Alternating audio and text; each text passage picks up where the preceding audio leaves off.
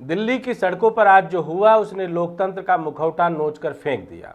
चुनाव आयोग के बुलावे पर जा रहे विपक्षी सांसदों को पुलिस ने बीच रास्ते से उठा लिया, जैसे जनता के चुने हुए प्रतिनिधि नहीं कोई अपराधी हो।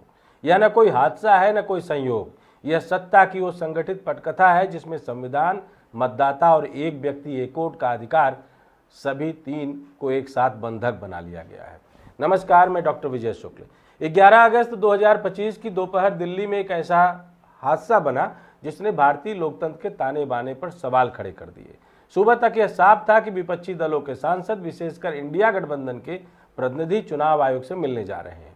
कारण भी गंभीर था, मतदाता सूची में कथित गड़बड़ियों और वोट चोरी के आरोप। विपक्ष का दावा है कि यह लड़ाई सिर्फ राजनीतिक लाभ की नहीं, बल्कि लोकतंत्र, संविधान और एक व्यक्ति एक वोट के अधिकार की रक्षा की है। इस मुलाकात के लिए चुनाव आयोग ने खुद 10 अगस्त को एक आधिकारिक पत्र भेजा था। इस पत्र पर सचिव अश्वनी कुमार मोहाल के हस्ताक्षर हैं और इसमें जयराम रमेश को सूचित किया गया कि आयोग ने उनके अनुरोध पर विचार किया है और 11 अगस्त को दोपहर 12 बजे निर्वाचन सदन, अशोक रोड, नई दिल्ली में बैठक के लिए समय दिया है। यहाँ तक कि पत्र में अधिकतम 30 लोगों के नाम और वाहन नंबर पहले से ईमेल करने का अनुरोध भी था। यानी औपचारिक निमंत्रण मौजूद था, तारीख और समय तय था, जगह तय थी, लेकिन घटनाक्रम ने एक अलग ही मोड़ ले लिया। सुबह जब इंडिया गठबंधन के सांसद आयोग की ओर बढ़े, पुलिस ने उन्हें रास्ते में रोक लिया। राहुल गांधी, जिन्होंने हाल ही में संसद में और बाहर दोनों जगह चुनाव आयोग की निष्पक्षता पर सवाल उठाए थे, इस समय सबसे ज्यादा मुखर दिखे। उन्होंने साफ शब्दों में कहा कि यह लड़ाई राजनीतिक नहीं, बल्कि लोकतंत्र की मूल भावना की लड़ाई है। उनका बयान था, वोट चोरी की सच्चाई अब देश के सामने है, यह केवल चुनावी खेल नहीं है, यह संविधान पर हमला है।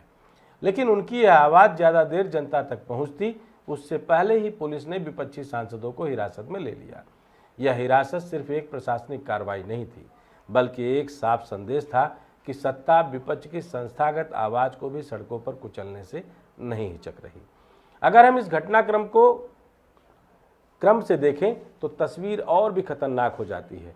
2014 के बाद से चुनाव आयोग को लेकर लगातार सवाल उठते रहे हैं, चाहे वह ईवीएम की पारदर्शिता का मुद्दा हो, मतदाता सूची में नाम काटने और स्थानांतरित करने के मामले हों, या फिर आचार संहिता उल्लंघन पर सत्ता पक्ष के खिलाफ कार्रवाई में आयोग की चुप्पी।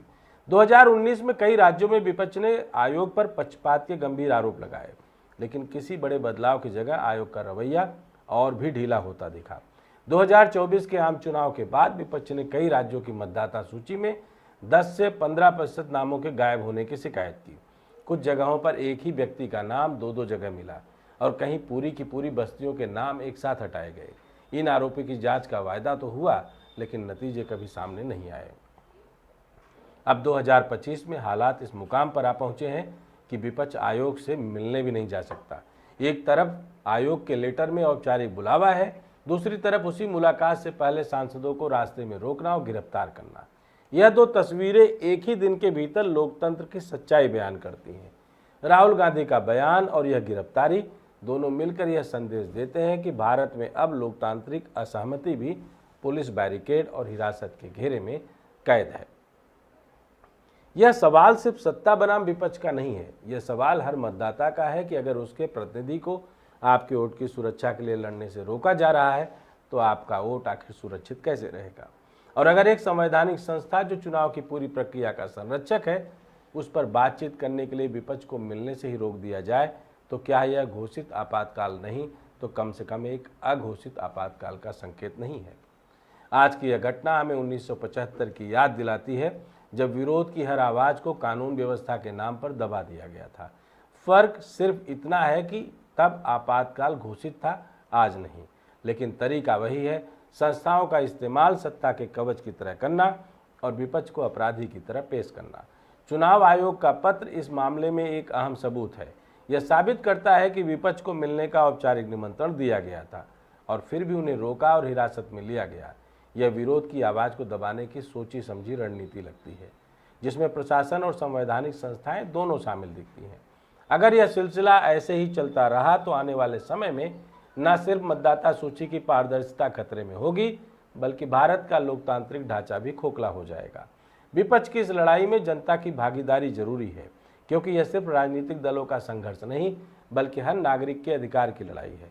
और जब राहुल गांधी जैसे नेता यह कहते हैं कि यह लड़ाई हर ढाल में लड़ी जाएगी, तो इसका मतलब है कि सड़क से लेकर संसद तक यह संघर्ष थमेगा नहीं, चाहे सत्ता इसके सामने कितने भी बैरिकेड क्यों ना खड़े कर दें।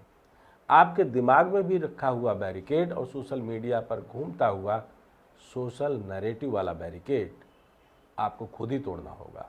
जय हिंद, जय भारत।